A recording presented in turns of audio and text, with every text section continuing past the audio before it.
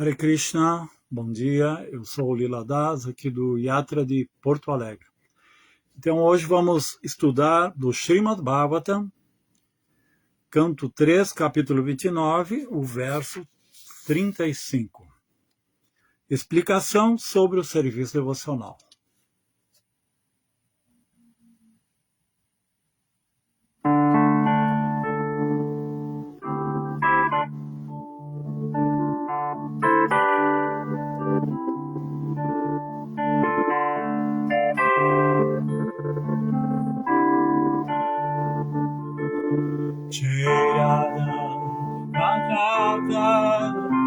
Jai Kunja Bihari, Jai Radha Madhava, Jai Kunja Bihari, Gopi Jana Vallabha, Jai Girivardhari, Gopi Jana Vallabha, Jai Girivardhari.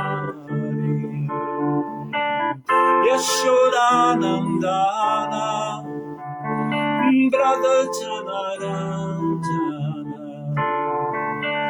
Yashodanandana Brother Janaranjana Yamuna Tira Nachari Yamuna Tira Vanachari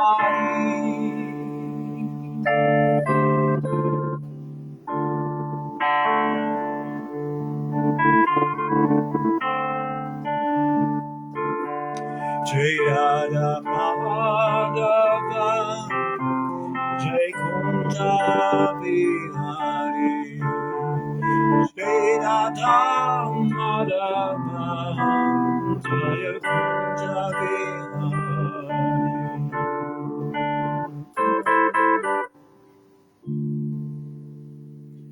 Hare Krishna, Krishna Krishna, Hare Hare, Hare Rama,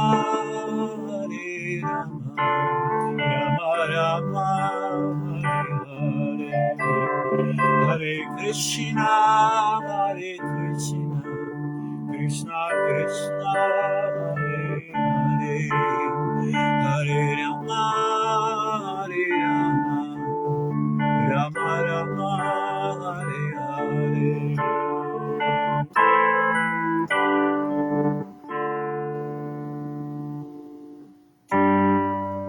Om Namo Bhagavate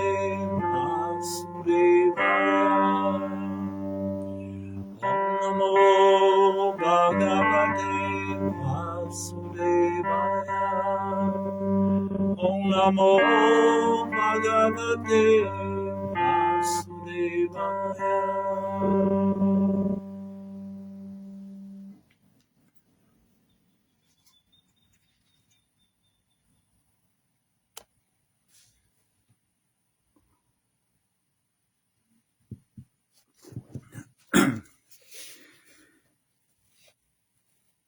Bhakti yogascha maya manavi udidataha yayoreka tarenaiva purusha purusham vrajet.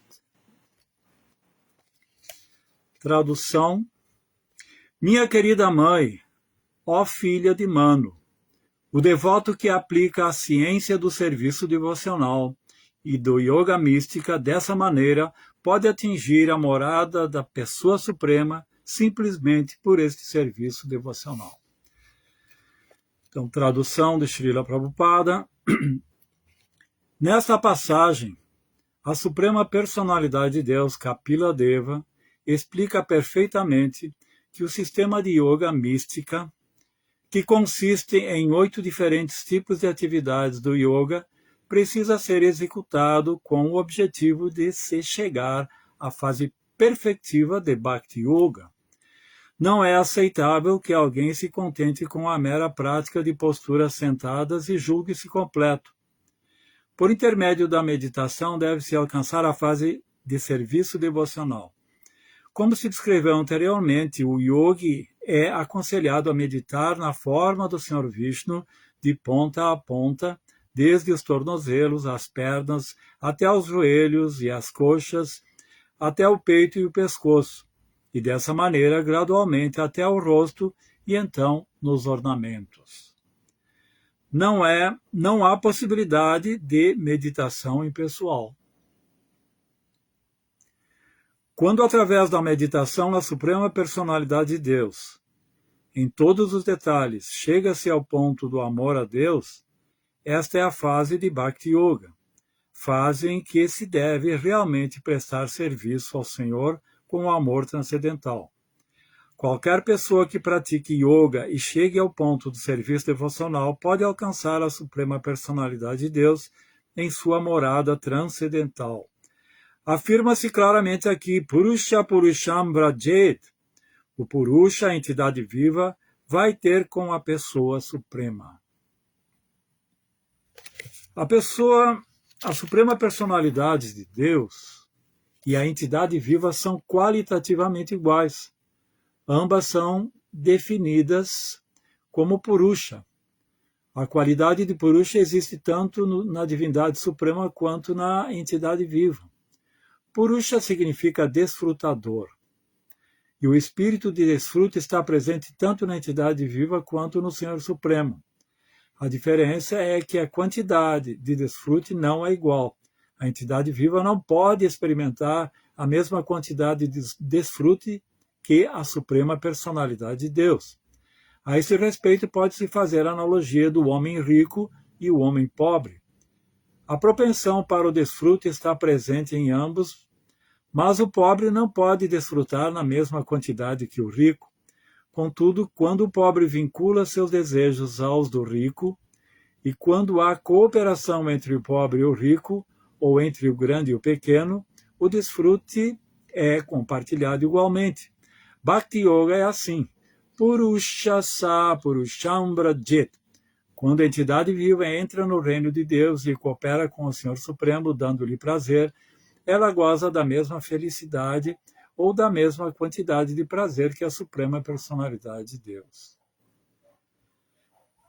Por outro lado, quando a entidade viva quer desfrutar imitando a Suprema Personalidade de Deus, seu desejo chama-se Maya e a põe na atmosfera material. Uma entidade viva que quer desfrutar por sua própria conta e não coopera com a Suprema Personalidade de Deus está ocupada em vida materialista. Tão logo vincule seu prazer ao prazer da Suprema Personalidade de Deus. Tão logo que ela vincule seu prazer ao da Suprema Personalidade de Deus, ela se ocupa em vida espiritual. Aqui pode-se citar um exemplo. Os diferentes membros do corpo não podem gozar da vida independentemente. Eles têm que cooperar com todo o corpo e fornecer alimento ao estômago. Assim fazendo, todas as diferentes partes do corpo desfrutam igualmente em cooperação com todo o corpo. Essa é a filosofia de Achintya Bheda Bheda Tattva, igualdade e diferenças simultâneas. A entidade viva não pode gozar da vida em oposição ao Senhor Supremo. Ela precisa vincular suas atividades ao Senhor, praticando o Bhakti Yoga. Disse aqui que é possível aproximar-se da Suprema Personalidade de Deus, ou pelo processo de Yoga, ou pelo processo de Bhakti Yoga. Isto indica que, na verdade, não há diferença entre yoga e Bhakti Yoga, porque a meta de ambos é Vishnu. Na era moderna, entretanto, tem-se inventado processos de yoga que visam a algo vazio e impessoal. Na realidade, yoga quer dizer meditação na forma de Vishnu. Se a prática de yoga é realmente executada de acordo com a orientação padrão, não há diferença entre yoga e Bhakti Yoga.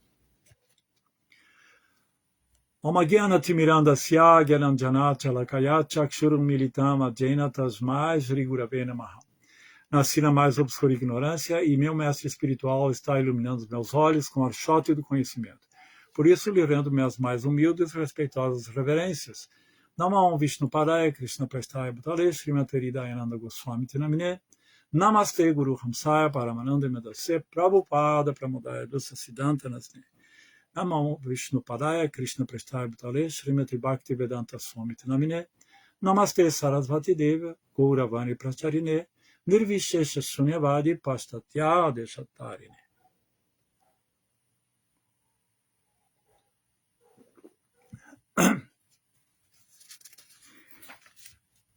Então, aqui nesse primeiro parágrafo, Prabhupada ele enfatiza a importância de que o yogi ele tenha como meta última alcançar Bhakti Yoga.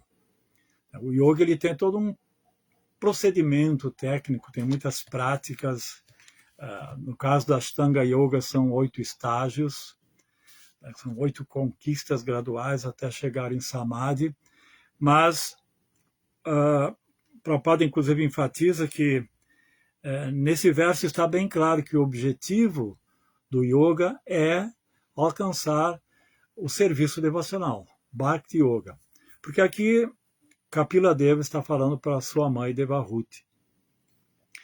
E Kapila Deva, ele nos outorgou a filosofia Sankhya e a Ashtanga Yoga, que é a prática da Sankhya.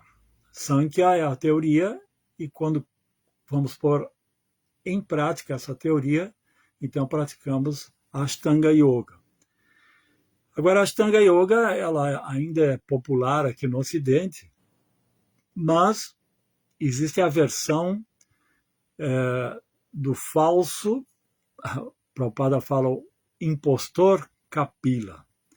Que esse Kapila ele surgiu, se não me engano, no século 8, 9, depois de Cristo, e ele apresentou a filosofia Sankhya, mas de uma forma ateísta, materialista. Ele não conclui todos os ensinamentos da mesma forma que Kapila Deva, porque ele considera que os 24 elementos que são enumerados por Kapila Deva originalmente, eles seriam a causa de toda manifestação. Mas ele não apresenta que a causa desses 24 elementos, o controle desses 24 elementos, é Krishna, a suprema personalidade de Deus. Por isso ele é considerado impostor. Ele especulou, na verdade, e apresentou a maneira dele, segundo seu entendimento. E também nós temos a apresentação de Patanjali. Patanjali, ele na verdade, é um codificador. Quem apresentou originalmente essa Ashtanga é Kapila Deva, isso há muitos milênios, né? Acho que em Satya Yuga. Mas Patanjali ele codificou e apresentou, mas como um processo técnico, né? Para se atingir Samadhi. Mas Patanjali também não explica o que é esse Samadhi, né? Que esse Samadhi, na verdade, seria o serviço devocional. Então, mas é interessante que dentro dos 8 angas, Yama, Niyama, em Niyama, nós vamos encontrar um dos Yama é um Niyama. Niyama é aquilo que Yamas é aquilo que não deve ser feito. E Niyama é aquilo que não deve parar-se de fazer. Né? Então, Ishvara Pranidhana significa a prática de você ter uma divindade, de ter uma deidade para adorar. Mas no contexto aqui da pedagogia, da didática de Patanjali, nós entendemos que é um recurso, dentre outros, para controlar a mente. Porque se você pratica a adoração, um culto a uma divindade, e aquele não especifica qual divindade, pode ser qualquer divindade. Então você está tendo uma prática que visa a concentração e também desenvolver certa devoção. que é um elemento que tecnicamente é apresentado como sendo útil dentro desse contexto, dessa apresentação de Patanjali.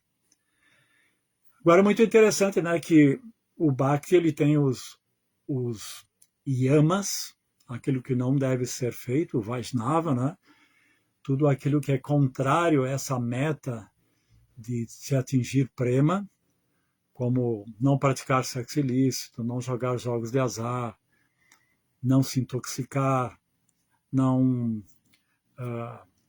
comer carne, nem peixe, nem ovos. Esses são os nossos yamas, aquilo que não deve ser feito. Quando o devoto chega nos niyamas, então ele pode encontrar Ijara Pranidhana. Até meu mestre, ele fala de uma maneira assim, tanto que hilária, né? De que quando o devoto chega nesse ponto, Ijara Pranidhana, ele pega um atalho. Ele aperfeiçoa a sua adoração à deidade escolhida, que é Krishna, ou suas expansões, e só cultiva sua bhakti, sua devoção, busca purificação, e isso é o suficiente para um Vaishnava. Então, outro ponto importante é que aqui Prabhupada enfatiza que o yogi deve meditar na forma do Senhor Vishnu. Não se trata de meditar no vazio ou em qualquer outra coisa que não seja Vishnu, porque essa é a meta do yoga. Agora, quando vamos meditar em Vishnu, quando o yogi vai meditar em Vishnu, ele tem que ter a ideia dessa forma divina. Ele tem que ter a descrição dessa forma divina. E é interessante que essa forma divina, ela é revelada. Porque o homem, com suas limitações, com seus processos epistemológicos de se obter conhecimento, ele não tem como ver, como compreender, como saber como é a forma de Deus. Tanto é que muitas religiões se limitam a definir Deus com certos predicados. Todo-poderoso, onipresente, ele é perfeito, infinitamente bondoso e amoroso e bom. Então, são predicados, são qualidades, mas como é a forma dele? Muitos consideram que ele é impessoal. Agora, nós, dentro do Vaishnavismo, nós temos uma revelação muito mais detalhada de como seria a forma da Suprema Personalidade de Deus. E então o yogi ele tem que partir desse conhecimento, ele tem que conhecer, por isso Prabhupada ele dá aqui a descrição em várias partes do Bhagavatam. Krishna é descrito, né, a cor dos seus olhos, a cor da sua tez, do seu cabelo, porque temos que meditar nessa forma. Essa forma é a forma Satitananda. E nós somos da mesma substância, Satitananda. Tá? Só como está explicado aqui, dentro da filosofia de Achintya Bheda Bheda Tattva, nós temos a mesma natureza, as mesmas qualidades, porém não a mesma quantidade. Então, nós temos essa tendência natural de adorar. E essa tendência natural de adorar, ela deve ser bem dirigida, bem orientada e aperfeiçoada. É o caso do yogi, né? O yogi tem todo um processo para controlar os sentidos, né? Todo o processo da Ashtanga Yoga vai visando um controle primeiramente social, depois ético, moral, depois pranayama, é um estágio intermediário, né? Os asanas, né? Onde você vai buscar um equilíbrio, saúde, depois pranayama, que é um estágio intermediário entre o externo e o interno, até Dharana, Pratyahara, Dharana, até chegar em Dhyana, Samadhi. Então, todo é um processo que vai da sua realidade como alma condicionada material, num corpo material, num contexto social, até o ponto de chegar em Samadhi. E esse Samadhi é a absorção no serviço devocional. Agora, para isso, você tem que conhecer Krishna. E aqui tem um fato, uma questão muito relevante e filosófica, que pertence à lógica, que pertence à razão. Que nós somos racionais e é através da razão que nós temos que chegar a esses bons resultados. Então, um preceito lógico, o primeiro preceito lógico é que cada coisa é igual a si mesma. Tudo tem a sua identidade. Um quadrado é um quadrado, um triângulo é um triângulo, um homem é um homem, uma mulher é uma mulher. E assim Krishna também tem a sua identidade. Se não existisse uma identidade para cada coisa, seria impossível desenvolver o conhecimento. O processo racional, tudo seria impossível. Então, é o primeiro preceito da lógica. Cada coisa é igual a si mesmo. Né? Isso é o preceito da identidade. Prabhupada, ele dava o exemplo de que se você vai procurar ouro, você tem que saber o que é ouro. Pelo menos você tem que ter a descrição do que é ouro. É como os yogis, eles vão procurar um darshan com um Vishnu. Mas eles têm que saber as características, a identidade de Vishnu. Assim, quem vai procurar ouro numa mina, ele tem que saber o que é ouro, ele tem que ter um conhecimento prévio. Senão ele vai confundir ouro com outros metais ou até com o ouro de tolo, né, que é um mineral parecido com ouro, mas não é ouro. Então, na lógica, nós temos quatro fundamentos e todos eles são aplicados no processo racional de conhecer Deus. E o primeiro é a identidade, cada coisa é igual a si mesmo. Depois é o princípio da não contradição, que uma coisa não pode ser ao mesmo tempo dois opostos. Por exemplo, alguém não pode ser casado solteiro, não existe casado solteiro. Não pode ser positivo e negativo. Né? Então, não pode ser Krishna, Maya. No caso de Krishna, tudo bem que ele é absoluto, ele inclui tudo. Né? Mas nós temos que entender o que é Krishna e o que é Maya. E nós temos que distinguir isso. Outro preceito é do terceiro excluído, que uma coisa por exemplo, alguém faz um teste do vestibular e ele passou. Ou ele passou ou não passou. Tá? Não pode ser as duas coisas ao mesmo tempo, ou mais ou menos passou, mais ou menos não passou. E o quarto preceito da lógica, fundamento da lógica, é que tudo tem uma explicação racional, tudo tem uma causa. Tudo tem uma causa. Então, todo o nosso processo racional, ele se fundamenta nesses quatro princípios quatro princípios da lógica, que isso foi instituído por Aristóteles. Então, nós temos conhecimento da forma de Krishna, embora a maioria de nós não tenha visto essa forma. Porém, quem viu pode fazer o retrato falado. As escrituras, Guru, Sadhu e Shastra se encarregam de revelar essa forma. Então, essa forma, ela não é uma projeção antropomórfica do homem. Isso é muito importante, porque muitos não entendem isso. Religiosos que são mais fanáticos, mais sectários de outras linhas religiosas, quando vê que nós adoramos o que eles dizem de imagens, eles acham que nós somos uma espécie de idólatras. Né? Os muçulmanos são mais radicais nisso. É proibido qualquer representação de Deus.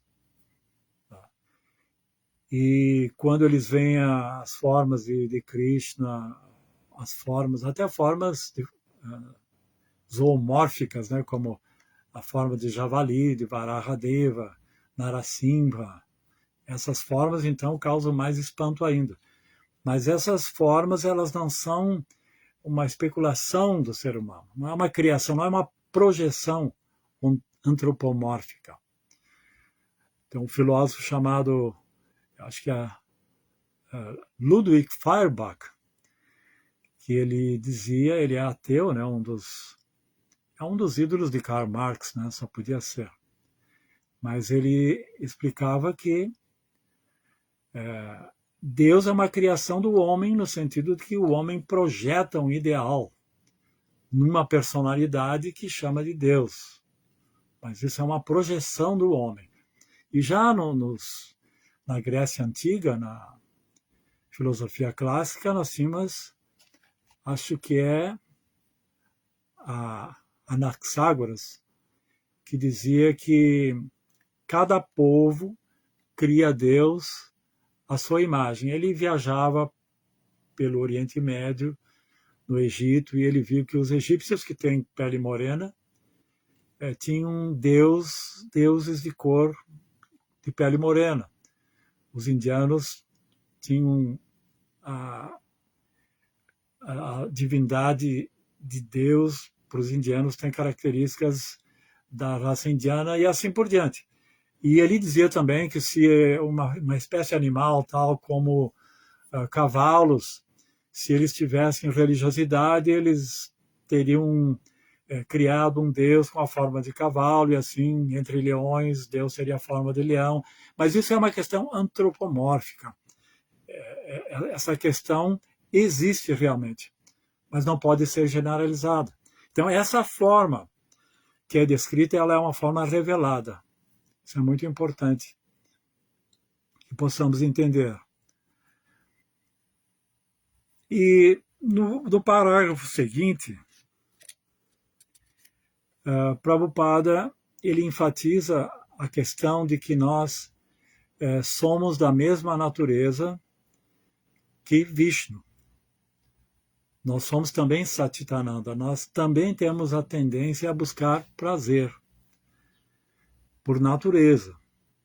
Só que nosso potencial de desfrute, de buscar prazer, é infinitamente menor do que da Suprema Personalidade de Deus. Temos a mesma propensão, mas não temos o mesmo poder. Quantitativamente, há uma diferença. Essa é a filosofia Chintya Bheda Bhedatattva. Isso ensina que nós somos iguais a Deus em qualidades, mas diferentes em quantidade. E aqui nesse contexto estamos nos referindo à potência de prazer. Um exemplo clássico é uma gota d'água. Uma gota d'água do oceano tem as mesmas qualidades do oceano. Podemos analisar as mesmas quantidades de sais marinhos, né, do sal marinho. A água também, a H2O, é igual. Mas quantitativamente, uma gota d'água comparada com o oceano é muito maior, muito mais poderoso. Então, visto que nós temos essa propensão a buscar prazer, e Krishna, por natureza, é Ananda, nessa relação com Krishna, quando compartilhamos uma relação com Krishna e nosso entendimento é de que devemos dar prazer para Krishna, assim como a mão deve oferecer o alimento ao estômago. Depois ela vai ser nutrida. Assim como regamos uma árvore pela raiz, não pelas folhas. Então existe uma maneira correta de desfrutarmos. Quando queremos desfrutar independentemente, isso se torna problemático. Como Paulo de Tarso dizia, né? A morte é o salário do pecado. Aí vamos encontrar a morte, o tempo, a doença, a velhice. Vamos encontrar tudo isso porque estamos no caminho errado. Mas quando através do serviço devocional, temos a prioridade e a intenção de satisfazer Krishna, de dar prazer para Krishna, nós vamos receber a nossa cota de prazer. O devoto puro, ele nem está pensando em como vai receber, nem é uma troca, na verdade. Isso acontece naturalmente. Os habitantes de Vrindavana, eles são 100% dedicados a dar prazer para Krishna. E assim eles recebem. Se você vive num mundo em que todos estão mais preocupados em servir ao próximo do que ser servido, é óbvio que você vai receber o melhor de cada indivíduo. E o melhor da soma de tudo isso, que é a totalidade. É muito interessante isso. Agora, se você vive num mundo em que cada um quer receber, está preocupado em receber dos outros, que seria o modo da ignorância, ou trocar, né? Então esse é um mundo problemático. Então, nesse Prabhupada, ele explica, todos querem ser felizes, né? Todos querem desfrutar, mas existe uma maneira de desfrutar que é a correta. E nós temos livre-arbítrio. Né? Nós tanto podemos querer desfrutar independentemente de Krishna, né? Com a ilusão de que isso é uma espécie de liberdade, né? Porque, na verdade, liberdade é você cumprir o Dharma. Isso parece paradoxal, que liberdade é seguir as leis, seguir as normas, a disciplina. Por que isso? Porque o erro é considerar que liberdade é dar vazão ao prazer dos sentidos. Porque se você dá vazão irrestrita ao prazer sensorial, esses sentidos vão dominar a sua vontade, eles vão viciar-se nesses prazeres e depois você não terá mais a liberdade de querer viver uma vida de disciplina, seguindo regras. Basta ver as pessoas viciadas, né? Mesmo querendo, eles não conseguem mais ser um cidadão normal, um bom cidadão. Um pai de família que bebe, que se intoxica, ele já perdeu o controle para voltar a ser um pai responsável. Então, a liberdade significa que eu tenho controle dos meus sentidos. Eu tenho controle da minha circunstância material. E isso é uma liberdade. Eu tenho a liberdade de jejuar quando eu quiser. Eu tenho a liberdade de ser celibatário, se eu quiser. Eu tenho a liberdade de dormir pouco, o quanto precisar. Agora, a pessoa que não tem a liberdade, ele nunca pode ser celibatário, se quiser ser um celibatário. Nunca pode jejuar, nem pode escolher o tipo de alimento. Isso é o que é uma espécie de escravidão, uma espécie de injustiça consigo mesmo. Como Platão ele explicava no livro A República que um governante justo é aquele que dá prioridade à verdade, aquilo que é perene, aquilo que é espiritual, que é a justiça, esses valores. Ele não se corrompe. Isso é ser justo. E individualmente, a pessoa é justa quando ele consegue controlar os sentidos, controlar a mente, controlar a inteligência, porque ele está sendo justo consigo mesmo. E esse sigo mesmo é o eu, é a alma.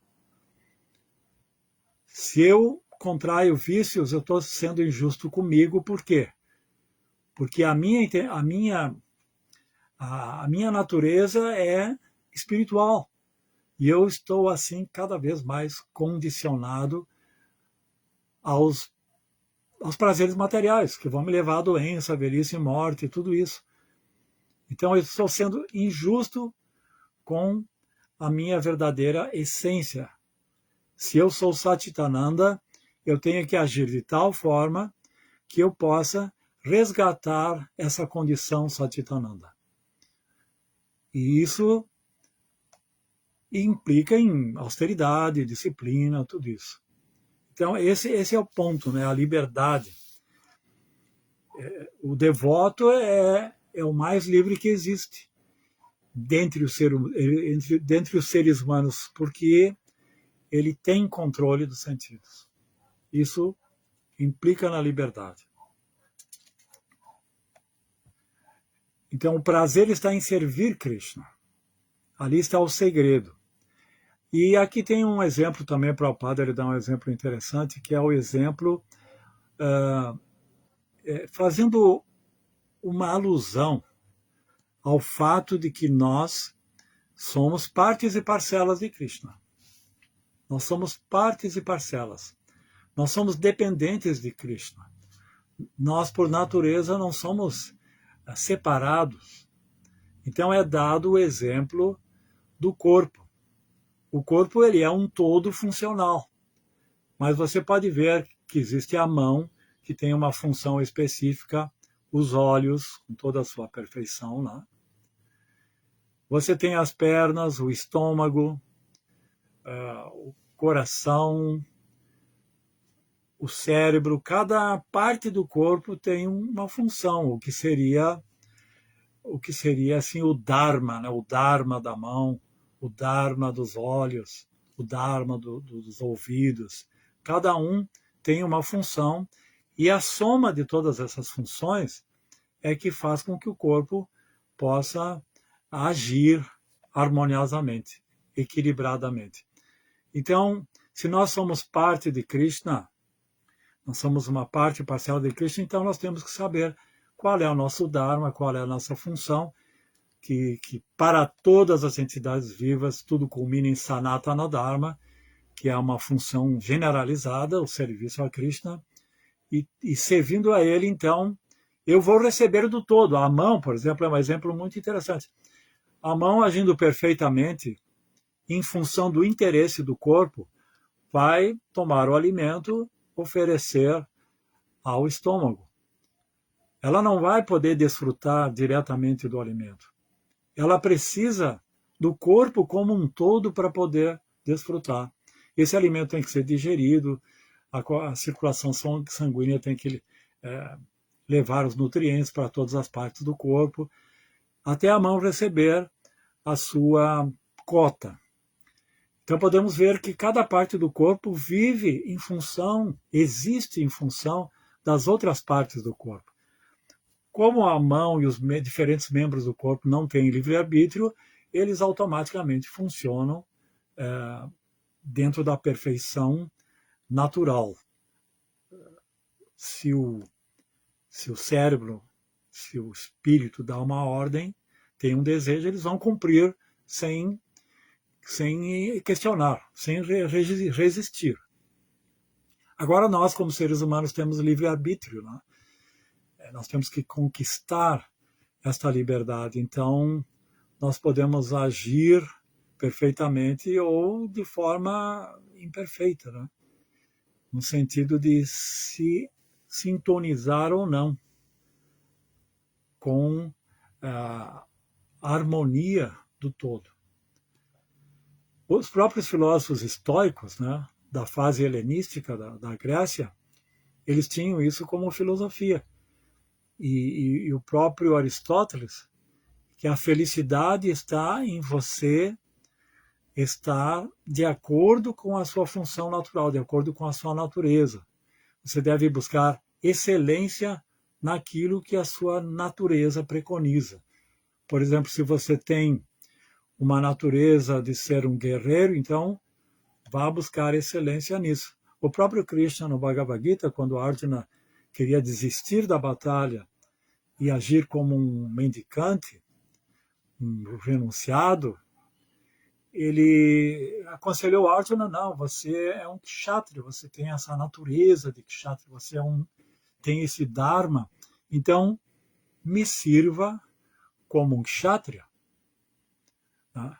Então, tanto os estoicos, eles têm essa filosofia de que você deve encontrar a sua posição no todo, no cosmos, né? Visto que o cosmos, a palavra cosmos significa aquilo que é belo e organizado, existe ordem, e você tem que se encaixar nisso. Conheça-se a ti mesmo, encaixa-se nisso, então você, como a mão, vai receber do corpo. Se você estiver fora da sua natureza, você vai sofrer o desajuste. Você vai ficar desajustado. Você não vai receber a força da totalidade da interação de todas as partes.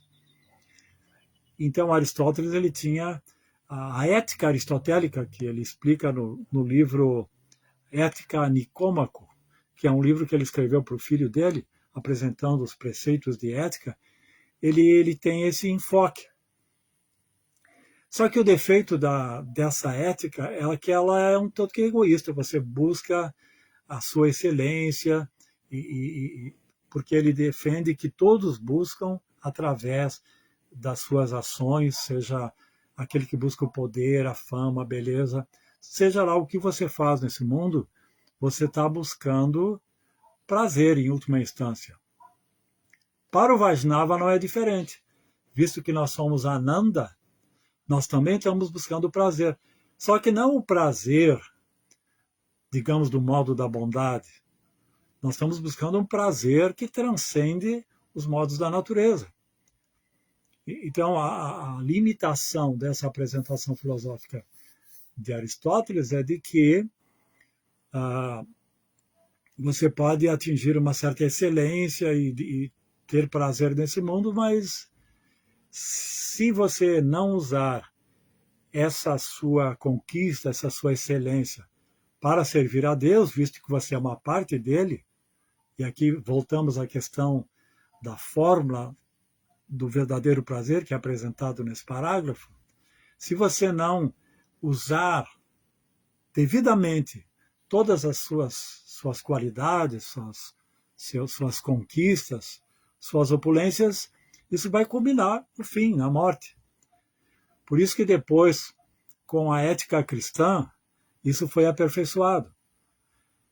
Porque no contexto da Grécia Antiga, se você nascia feio, como você vai buscar excelência nisso? Você nascia feio, infame, pobre, então você estaria afadado a sofrer até o fim da sua vida. Mas dentro do contexto da ética cristã e também da ética Vaishnava, é que se você usar o que tiver para servir a Deus, isso é perfeito. É como Cristo explicou a parábola dos talentos. Né? Quando recebemos um talento de Deus, seja beleza, seja fama, seja riqueza, seja inteligência, nós temos que multiplicar esse talento. E esse multiplicar esse talento é voltado para o prazer de Krishna. E o prazer de Krishna é o prazer do todo, da totalidade. Então, assim, isso voltará para nós. Então, a ética Vaishnava é justamente isso. Considerando que nós somos partes e parcelas de Krishna, nós somos, por essência, temos a tendência a ser servos, né? Então, nós temos que resgatar esse Dharma, né, que é o Sanatana Dharma. Bom, então aqui, no último parágrafo, Prabhupada está falando que o yoga não é diferente de Bhakti quando esse yoga, a Ashtanga Yoga no caso, ela culmina em Bhakti. Agora é muito interessante que o yogi ele começa numa condição contemplativa. Condição contemplativa. Ele está ali meditando, contemplando essa forma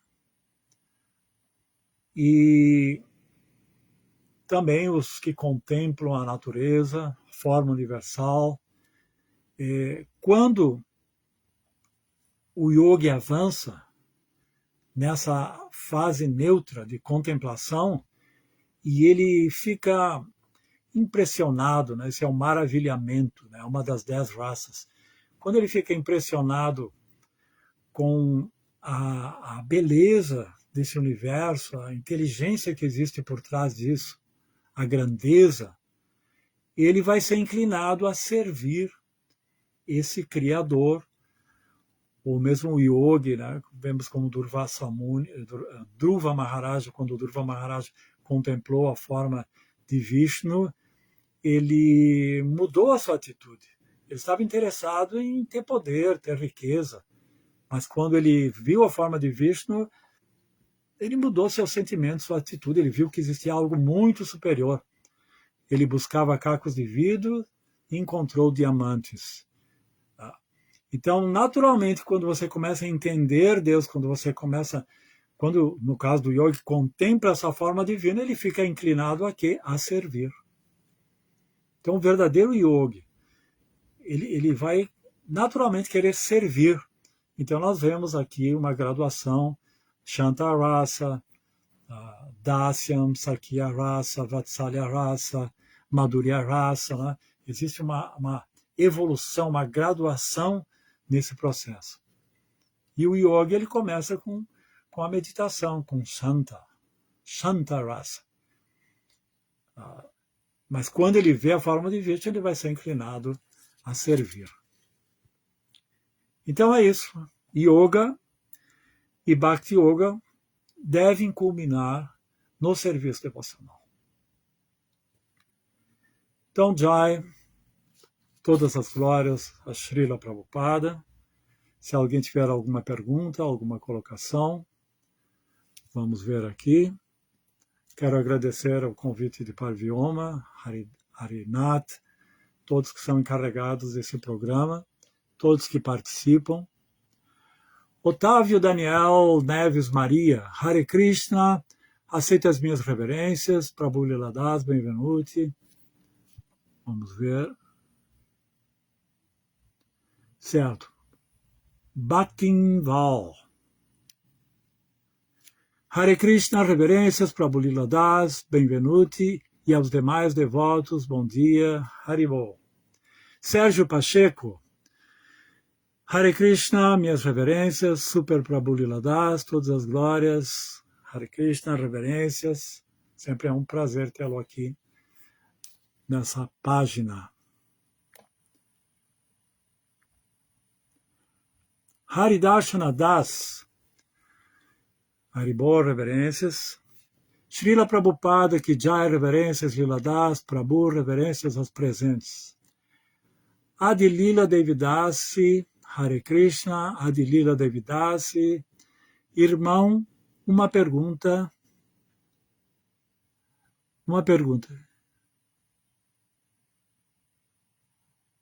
Vamos ver se eu consigo ler aqui.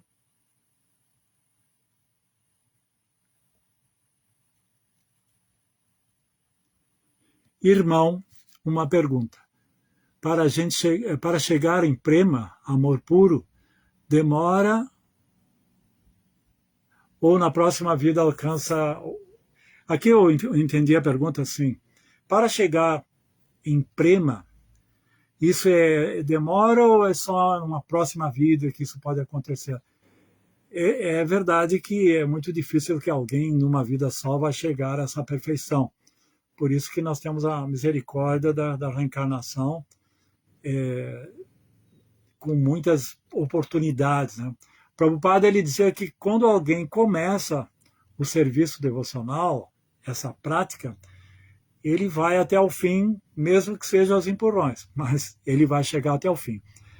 Então, cada um tem o seu processo, tem a sua velocidade, conforme o karma de cada um, né? Pode demorar muito, como pode não demorar. Tem uma história de Katuanga Maharaj, eu acho que é Katuanga Maharaj, que ele prestou um grande serviço aos semideuses como guerreiro de atacar os demônios. E os semideuses, então, tiveram vitória. Então, os semideuses que quiseram oferecer uma bênção a esse guerreiro Katuanga Maharaj. E a bênção que ele pediu foi de que ele queria saber quanto tempo de vida ele tinha ainda. Aí os semideuses foram buscar assim na astrologia e tal, e voltaram e responderam para ele que sentiam muito, mas que ele tinha pouco tempo de vida. Aí então ele ficou assim assustado, perplexo, né? Entendeu que ele tinha que aproveitar esse pouco tempo. Então ele voltou para o planeta Terra e se rendeu ao mestre espiritual, e nesse pouco tempo ele agiu como um devoto perfeito, né? E atingiu a perfeição. Então Prabhupada dá esse exemplo. Você pode em pouco tempo se tornar um devoto puro, dependendo da sua atitude, ou muitas vidas, dependendo de que sua renúncia vai sendo gradual. Porque nós temos que conhecimento e renúncia, esse é o processo. Então isso depende de cada um, mas pode ser imediato ou pode ser muito demorado. Adilila Devidasi, obrigado, aula, minha reverência. Obrigado pela aula, minhas reverências. Certo. Bhakti Voz, Sérgio Pacheco, Hare Krishna. Agora que eu estou aprendendo a lidar com isso aqui. Adilila Devidasi. Irmão, na consciência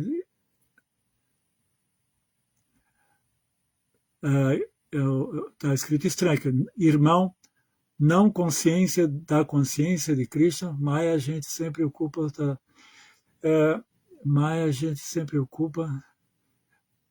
tá meio estranha a formulação aqui. Deixa eu ver, a consciência está escrito exatamente, irmão, não consciência da consciência de Krishna, mas a gente sempre ocupa no serviço devocional. Eu não pude entender porque não está bem formulado. Mas aqui tem outra pergunta dela.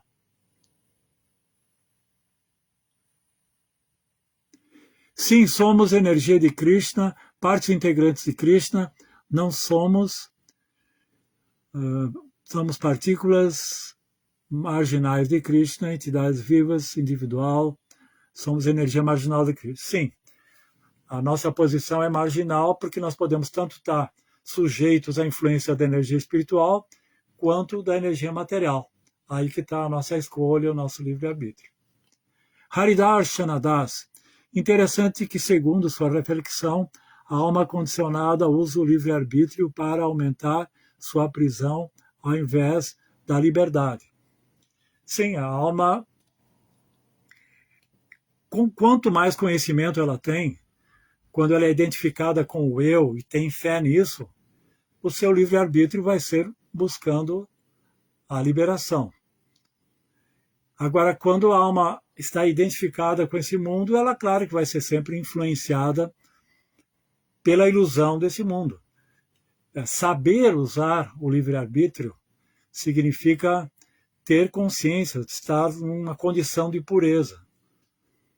Na verdade, nós abrimos mão até do nosso livre-arbítrio pela vontade de Krishna.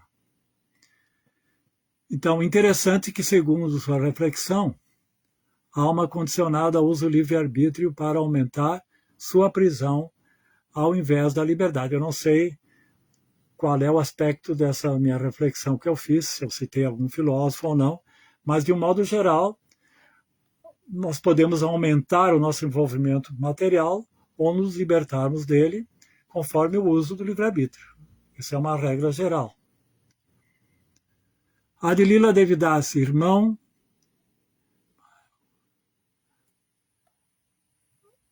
não entendi novamente.